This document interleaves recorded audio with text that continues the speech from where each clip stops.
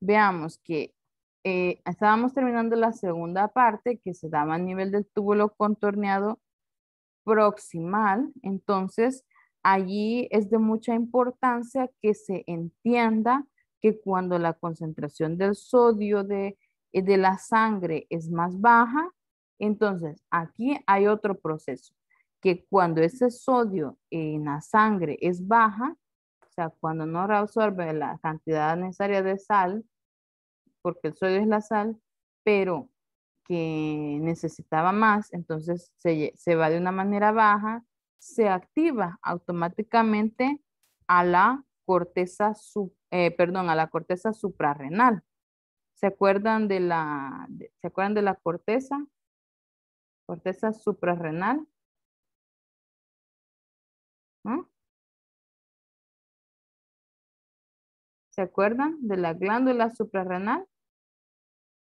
Una cosita que se encuentra aquí arriba, pero como que es un sombrerito aquí del riñón.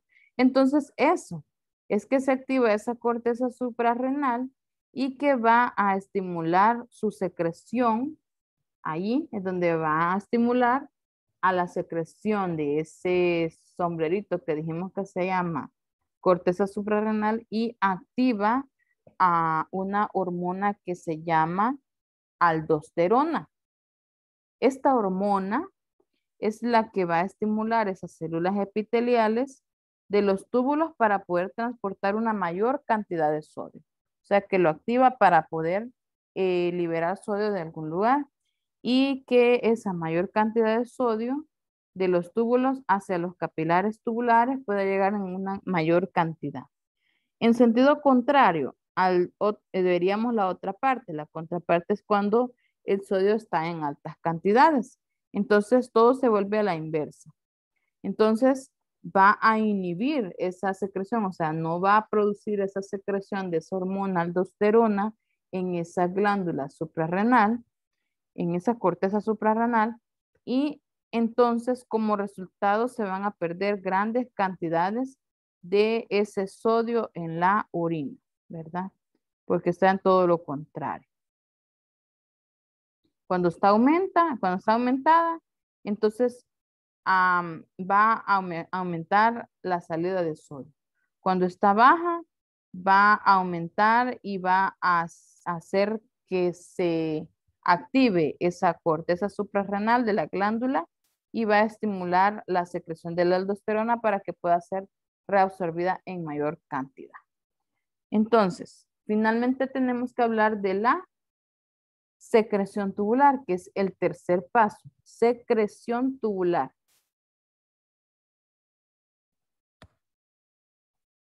Entonces, tanto como en la reabsorción tubular que se dio acá y que, como decimos, esa va a remover sustancias del filtrado a la sangre, entonces la secreción tubular es la que extrae las que vienen y se van a añadir al filtrado. Acá decimos filtrado porque ya va para la salida. Entonces, esas sustancias secretadas, acá ya serían, incluiría potasio, hidrógeno, amonio, y ahí sí también incluiría creatinina. Entonces, además de secretar sustancias de la secreción tubular, también participa en regular el pH sanguíneo. Entonces, esto es muy importante, que aquí a este nivel ya entonces se da la secreción tubular, llevando esas sustancias de desecho y ya se forma lo que se llama orina. Pasa del túbulo contorneado distal al túbulo colector y del túbulo colector llegan a los cálices renales para para poder ser desechados. Llega al cáliz renal, la orina pasa a través del uréter y del uréter pasan prácticamente al meato urinario. Meato urinario. Los componentes de la nefrona aquí se llaman corpúsculo renal y el sistema renal. Aquí el corpúsculo renal es esto y el sistema tubular es todo esto que tenemos aquí, todo eso.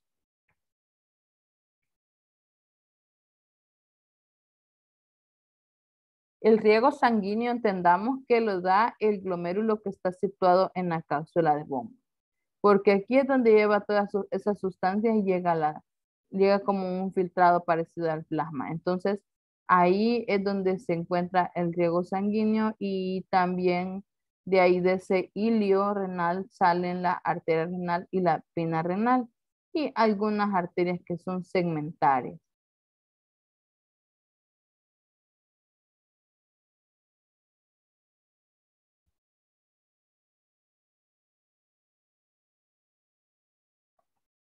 Bueno, aquí es donde llegaron todas esas sustancias al glomérulo y esto es lo que pasa, mire, que como en la sangre las lleva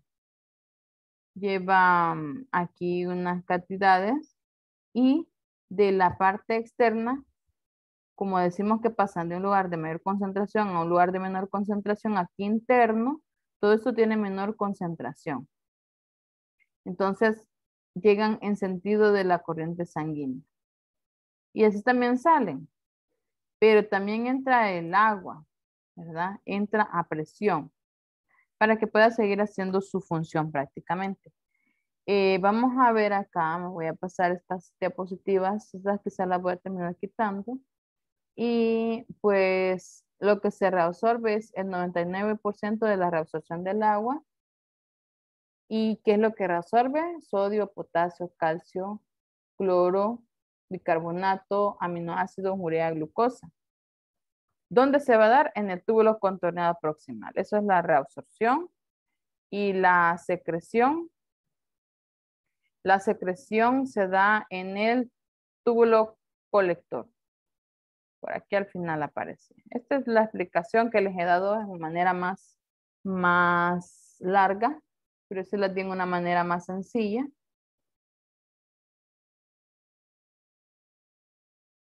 Aquí está. Regulación de hormonal de la secreción tubular. Entonces, en la secreción tubular, ya sabemos que se da en el túbulo contorneado distal y en el túbulo colector. Ahí es donde hay una reabsorción grande del calcio y entonces ahí es donde sucede esta función, pero nosotros lo vimos en el esquema mucho más sintetizado, pero finalmente tenemos a la concentración de la orina. Aquí es donde se formó, pero esto no le pongamos aquí mucha atención. Cuando ya se formó, tenemos que ver las características de la orina. Entonces, estas características varían según alguna patología, según las personas, según las edades, también pueden variar, pero no cambian. En lo normal posible, el volumen de la orina puede variar entre 1000 a 1500 mililitros en 24 horas, aproximadamente con un porcentaje de evacuación de unos 100 a 300 mililitros cada 6 o cada 9 horas, pero considerando que hay factores que pueden alterar estos datos, que pueden ser la ingesta de alimentos, la sudoración y también la sudoración intensa cuando hay ejercicio. En cuanto al aspecto, o sea, al color, este va a tender a ser de color amarillo pálido. Bueno, amarillo pálido, pero puede variar considerablemente con la relación de los solutos y agua en la orina, según cuánto se encuentre de solutos y de agua. Porque como por ejemplo puedo yo decirles o puedo mencionarles que cuanto menos agua haya en la orina, el color va a ser más oscuro. ¿Por qué? Porque aumenta el pH para evitar que pueda agarrar cualquier bacteria, aunque usted no se cuide, ¿verdad? Pero lo intenta hacer. Entonces, un ejemplo que tenemos por acá es que cuando las personas toman menos agua, entonces vamos a ver esa concentración de orina más oscuro. Probablemente puede encontrar las variaciones en cuanto a amarillo pardo o un verde olivo. Ahí pueden ir encontrando alguna infección de vías urinarias. Entonces, significa que si hay aumento de bilirrubinas, se puede volver como color rojizo. Y esto va a ser producido por la que hay una presencia de sangre.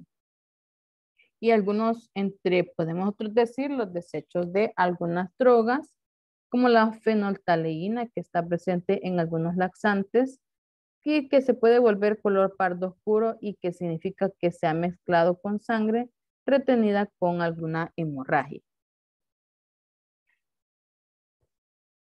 Tiene otra característica que se llama turbidez. Esto se puede volver, entre más transparente sea, quiere decir que está más fresca la orina. Entre más transparente es, más fresca se encuentra la orina, ¿verdad? Pero cuando se vuelve más turbia la orina, o sea, se puede volver más oscura, es cuando se retiene mucho tiempo. Por eso dice acá, cuando se enturbia, entonces se estaciona la orina. En cuanto al olor, es levemente aromático, pero tiene un olor en sentido de amoníaco. Y al estacionarse un tiempo también tiene ese olor característico. El pH, ¿han olido alguna vez los baños de los hombres? Casualmente han pasado por el baño de los hombres. No aquí, pero en algún centro comercial, como por ejemplo. Sí, tiene como un olor más fuerte. Fuerte, sí. Tiene un olor más fuerte, ¿verdad? Entonces, a eso se refiere con ese olor, que puede ser levemente aromático, pero puede tener un olor amoníaco al retenerse mucho tiempo, al evitar orinar. Y tiene un pH que eso, por lo general, la orina es ligeramente ácida y su pH anda entre 4.6 a 8 con un promedio de 6 y que puede variar según la dieta. En cuanto a la densidad, podemos decir que significa que es el número de partículas de solutos disueltas en una unidad de agua, de agua urinaria, y cuya variación puede variar entre 1003 a 1030, que eso sería lo normal, de 1003 a 1030. Y es un individuo podemos decir que en otro individuo con riñones sanos, esta prueba dará la información acerca del estado de hidratación del paciente, porque este es el dato en el cual puede ser elevada la densidad, porque en la orina que ha sido muy concentrada, puede haber sido concentrada por deshidratación, porque no hay suficiente agua ahí. Entonces se vuelve el paciente deshidratado o deshidratado. Esas son prácticamente las características de la orina. Vamos a ver, bueno, no les puse ahí la composición química de la orina, pero se la voy a mencionar así para que la tengan en mente, que hay una composición química. Ujú. En esa composición química es que la orina está determinada en su mayoría por solutos derivados del metabolismo celular. En la orina excreta de 24 horas pueden haber sustancias como proteínas, sodio, cloruro de sodio, y puede tener urea, potasio y ácido úrico, puede tener también creatinina. Entonces, la orina que se formó en los riñones y que se acumuló en la pelvis renal debe ser transportada hacia la vejiga a través de los riñones. Aquí va a ser llevada por los uréteres hacia la vejiga. Hablando de los uréteres. Entonces, los uréteres sabemos que son dos estructuras. Sabemos acá. Son dos estructuras o dos tubos aproximadamente de 25 a 30 centímetros de longitud. Y estos uréteres son los que salen de la pelvis. ¿Se acuerdan que sale ahí de la pelvis? Entonces de ahí salen. Y son los que van a llegar hasta la vejiga. Sigan de cada lado, llegan aquí a la vejiga. Continuamos entonces y cabe mencionar que transportando la orina no solamente lo hace a través de la gravedad, sino que por los movimientos peristálticos de las capas de esos uréteres. Así es como va a llegar la orina hacia la vejiga a través de los uréteres. Y la vejiga urinaria es el órgano, bueno, ya la vimos en la diapositiva anterior.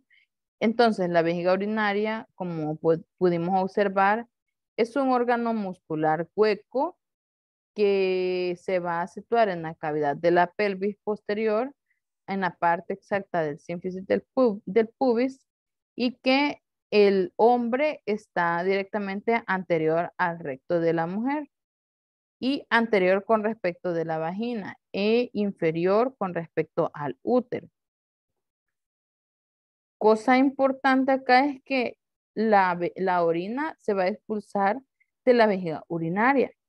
Entonces, ese proceso de orinar ya no se va a llamar orinar, se llama miccionar, miccionar, con dos C, doble C, miccionar. Entonces, hay esa micción y que se va en forma común, como el acto de ir a orinar o el vaciamiento de la vejiga. Esta acción es la que va a tenerse mediante una combinación de impulsos voluntarios e involuntarios y que allí la capacidad promedio de la vejiga es de 700 a 800 ml. Eso es la cantidad, las cantidades máximas o promedios que se pueden tener retenidas en la vejiga. La uretra. Bueno, pero me faltó algo acá decirles. Creo que quiero ver. Sí, me faltó algo aquí. En la vejiga. Que en la vejiga, a medida se llena la orina, allí hay 3 capas musculares en esa vejiga. Y que son las que se van a ir a estirar para dar la cavidad de los líquidos. Y se cree entonces que los nervios parasimpáticos son los que van a mantener ese tono del músculo principal. Ese músculo principal se llama detrusor, detrusor, detrusor con D de dedo, detrusor. Y entonces este músculo es que va a poder distender o poder relajar esos movimientos de la orina y que al estar llenos en una manera moderada la vejiga, si la vejiga está distendida, o sea, se está estirando como un globo, le echamos aire y hace un globo. Entonces, hagamos de cuenta que le echamos aire a la vejiga y que esa va a distenderse. ¿Por qué? Porque le hemos introducido aire. Entonces, cuando está extendida en una forma moderada, más o menos de unos 300 a 400 mililitros, entonces es allí donde esos 300 o 400 mililitros, los receptores centrales que se manifiestan como un deseo de ir a orinar, entonces prácticamente es que manifiestan la sensación de ir a miccionar, de cuando ya este paciente tiene 300 a 400 mililitros de agua en ese lugar. Algunos impulsos nerviosos parasimpáticos de los segmentos sacros, a medida que esa médula espinal, a medida que esa médula van sobre esos impulsos parasimpáticos que les dije, van a ser llevados, mejor dicho, a través de esos segmentos de la médula espinal. Van a viajar por esa médula espinal y enseguida van a llegar hasta nuestro hipotálamo, que nuestro hipotálamo es nuestro centro regulador de todas las emociones y que es donde va a producir esa sensación de que quiere miccionar.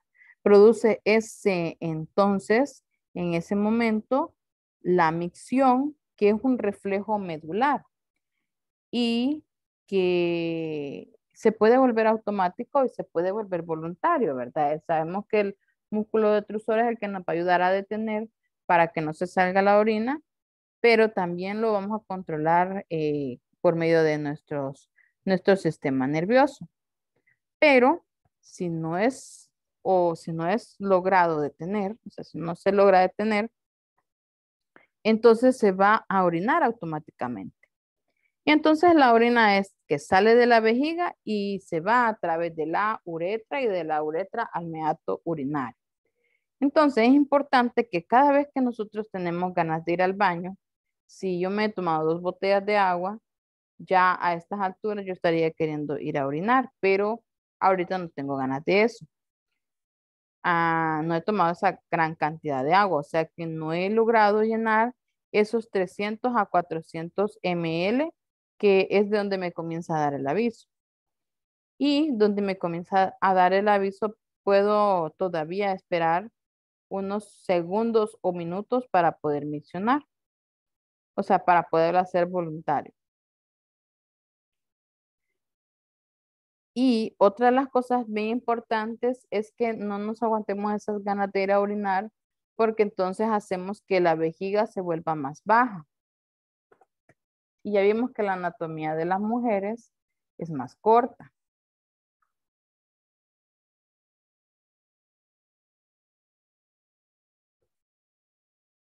Entonces vemos que la anatomía del sistema renal, o sea, la uretra de la mujer es más corta que la del hombre.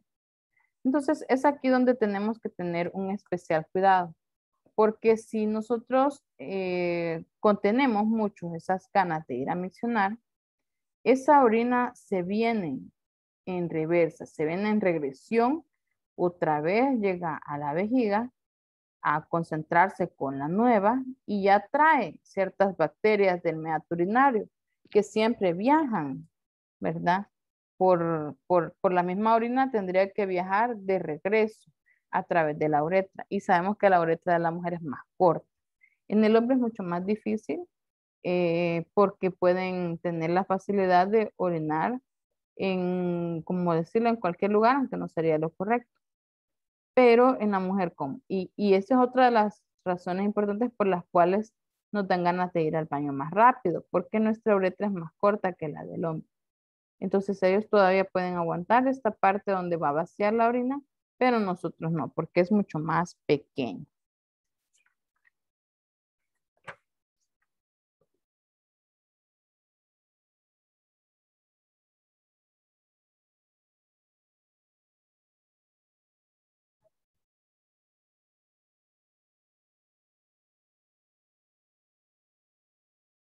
Y finalmente hablemos quiero ver, de la uretra.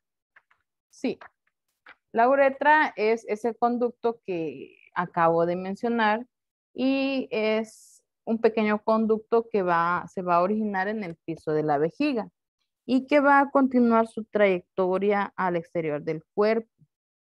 Si continúa su trayectoria, va a terminar en el orificio del meato urinario.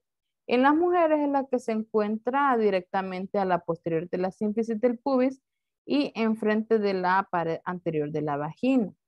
Las mujeres tenemos 3 orificios y el hombre tiene 2 orificios. Eso quédenselo en la mente ahorita también, que la mujer tiene 3 orificios y el hombre solo tiene 2. Y ya lo vamos a ver después en la anatomía de las genitales. Entonces, eso tienen que tenerlo en cuenta cuando yo les pregunte. Entonces, la uretra en su diámetro sin dilatar es de aproximadamente de 6 milímetros y su longitud es de 4 milímetros. En los hombres, o sea, en los varones, la uretra mide unos 20 centímetros de longitud. Y lo que pasa es que aquí la uretra es que va a cruzar en vertical a través de la glándula prostática. ¿Hasta dónde? Hasta llegar al pene, como lo observaron en la imagen. Aquí se observa que aquí comienza en el piso y comienza la uretra, viaja a través de toda esta uretra, ¿verdad? Y cruza a esta glándula prostática. Aquí está la glándula prostática. Es esto. Cruza esa glándula prostática hasta llegar al pene prácticamente. La uretra sabemos que es la que sirve como paso de excreción de la orina del cuerpo y que entonces en el hombre, por eso es que en el hombre hay dos y en la mujer hay tres, pero en el hombre esa uretra sirve tanto como para el conducto del paso de la orina, pero también sirve como conducto del paso del semen. Allí en la uretra y pasa el semen, ¿verdad? Y por eso vamos a ver el sistema masculino también. Muy bien. ¿Han comprendido hasta acá el tema? Eso es todo lo del sistema renal. Líquidos electrolitos es un tema muy aparte. Ajá, a ver. Mal, asa Henle, túbulo contorneado distal y túbulo colector. La función principal de los riñones es filtrar la sangre y eliminar del cuerpo los desechos y el exceso de agua, los cuales se convierten en orina. La formación de orina se realiza en 3 etapas: filtración glomerular, reabsorción tubular y secreción tubular. La sangre entra en cada nefrona y circula por la red de capilares que conforman el glomérulo. Los glomérulos funcionan como un filtro, mantienen a las proteínas y a las células en el torrente sanguíneo, pero permiten que los desechos y el exceso de agua circulen hacia los túbulos renales. A este proceso se le llama filtración. En su recorrido por los túbulos, algunas sustancias útiles del líquido filtrado se reabsorben y regresan a la sangre, proceso llamado reabsorción. Al mismo tiempo, otras sustancias pasan de la sangre a los túbulos, lo que se denomina secreción. Esto da por resultado final la orina, que se vacía en las pelvis renales y de ahí circula hacia los uréteres. Los uréteres son 2 conductos, izquierdo y derecho, cuya función es llevar la orina de los riñones a la vejiga. Por su parte, la vejiga es un órgano hueco y flexible que almacena la orina. Cuando la vejiga se contrae, la orina pasa a la uretra y es expulsada hacia afuera del cuerpo. A este evento se le llama micción o excreción urinaria. En resumen, la orina se produce en los riñones, circula por los uréteres, se almacena en la vejiga y es expulsada del cuerpo a través de la uretra. Pero, además, los riñones liberan 3 importantes hormonas: eritropoyetina, que estimula a la médula ósea para producir glóbulos rojos; renina, que regula la presión arterial; y calcitriol, la forma activa de la vitamina D, que ayuda a mantener el calcio para los huesos. Veamos el siguiente video, porque les tenía preparados 2 videos.